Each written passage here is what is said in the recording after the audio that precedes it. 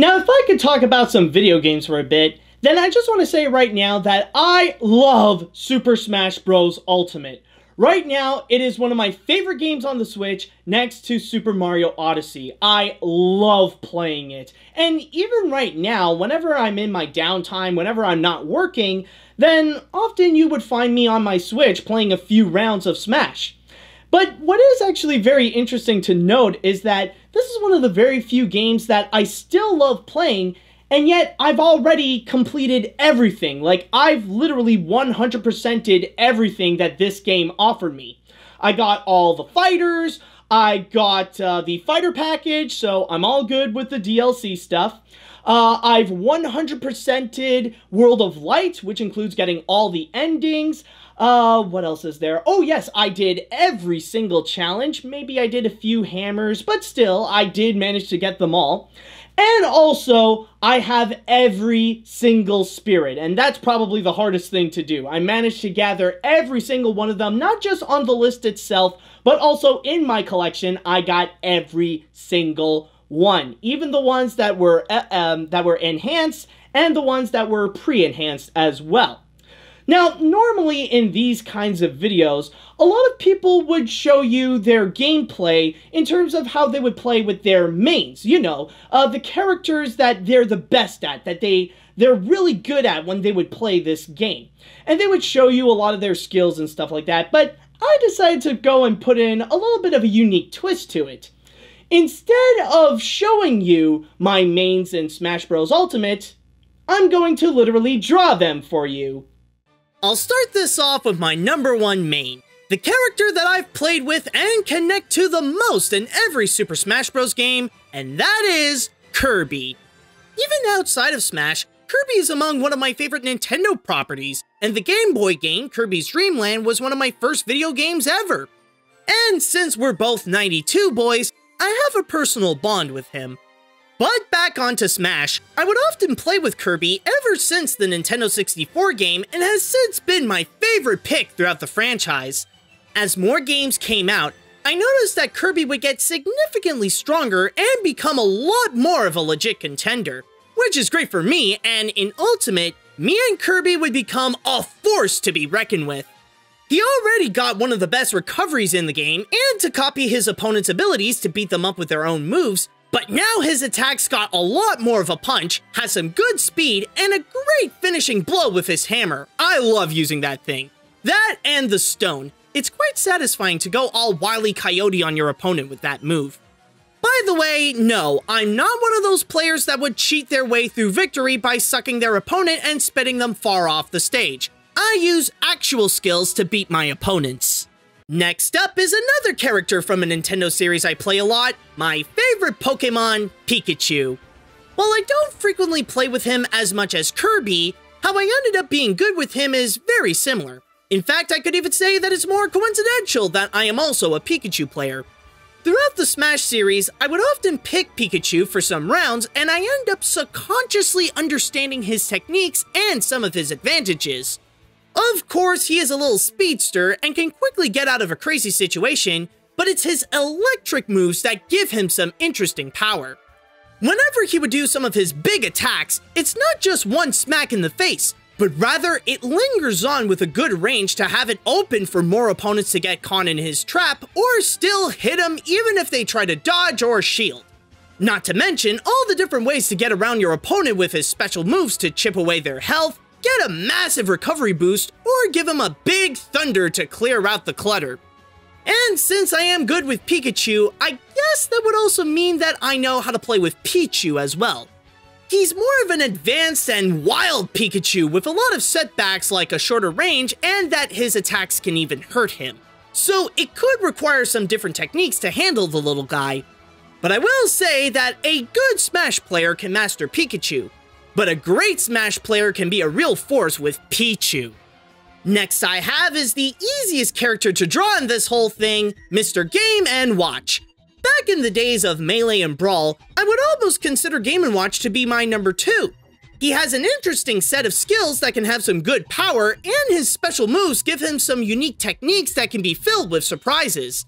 However, when I first played him in Ultimate, I noticed something was different about him. Sure, he has new animations for his moveset, but there was something about him that didn't feel the same when playing him. I thought maybe the game nerfed him or something, you know, make him weaker for the sake of balancing everyone. But after giving him another chance and playing with him a little more, that was actually not the case. While mostly familiar, some of his moves have changed in order for Game & Watch to be a more technical character. Now I feel back in my element with the guy and learning how to take advantage of his unique features. There are only a few things here that are as satisfying as killing your opponent with a number 9 judgment. Now let's move on to the one Mario character of this piece, Wario! Whenever I would play a secondary Mario game like either Mario Kart or Mario Party, my signature character among my friends is always Wario. So naturally, I try to get good with him for Smash. In terms of his fighting style, his is probably the most standard of my little roster here. His moves are more straightforward, and admittedly, it can be a little frustrating that he has a short range.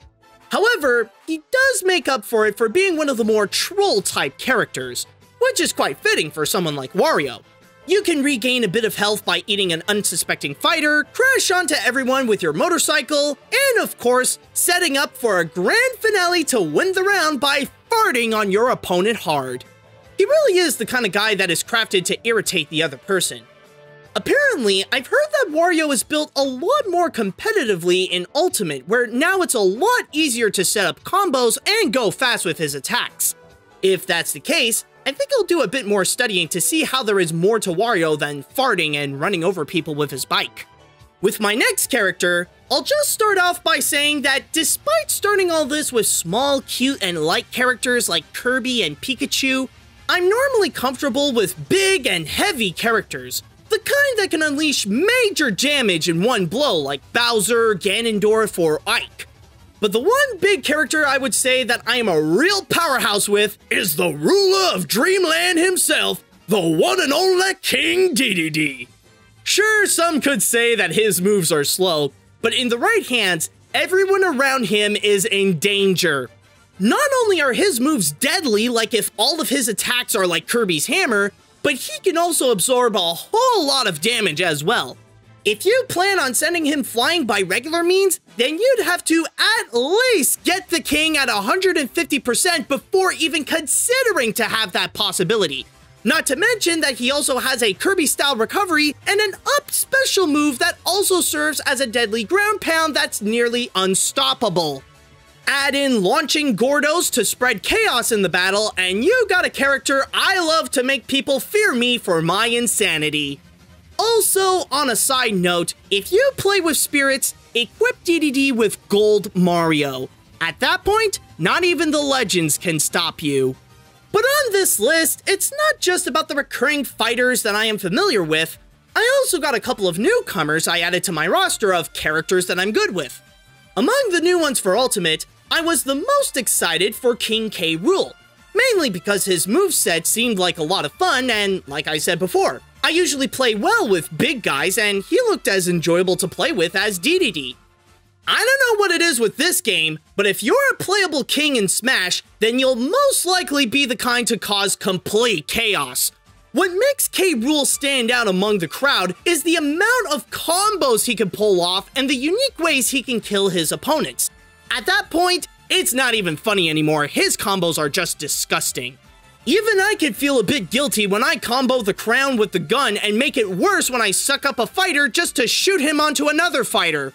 He also has a nearly unstoppable move where I notice some can have a hard time stopping the king from his down smash belly flop. Oh, and did I forget to mention that he also has a counter?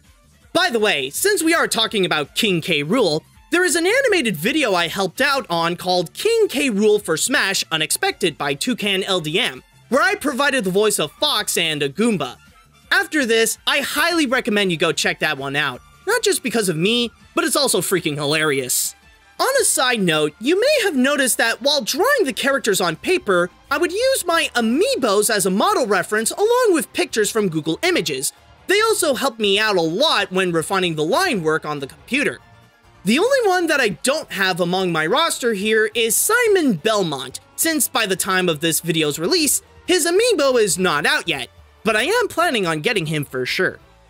Anyways, back onto Ultimate, Simon was the newcomer that I was really surprised how well I played with him. When I first picked him up, it was easy to understand what he was all about. Sure, his whip and his arsenal makes him more different than the other fighters, but I learned that he is all about distance. You have to calculate where your opponent is from where you are and go with either your cross, holy water, or axe to deal some damage at them. A large hit with the whip only comes when the time is right, but you still have to rely on it for the short jabs when they get too close. And technically, yes, since I am good with Simon, I am also good with Richter, since they are both the same characters, but one is more iconic, and the other is Simon's blue anime clone.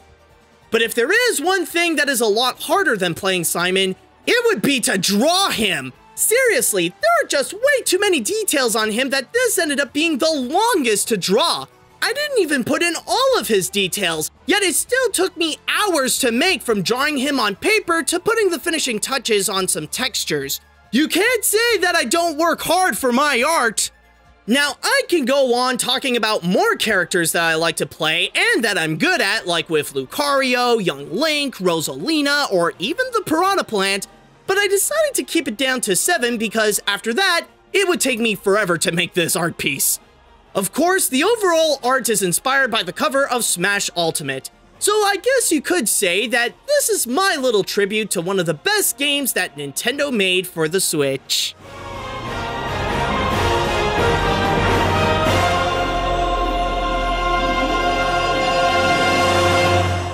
And those are my mains in Super Smash Bros. Ultimate. And you also got a bit of a bonus with a tad bit of my personal gaming history as well. So, with all that said and done, I think from here we can have a bit of a great discussion about Super Smash Bros. Ultimate. Like, which ones are your mains and which ones that you guys would like to play. But from here, I just want to go ahead and say thank you all so much for watching, and hopefully you do appreciate my little art piece on Smash Bros. Ultimate with my mains. And until next time, see you later, dudes!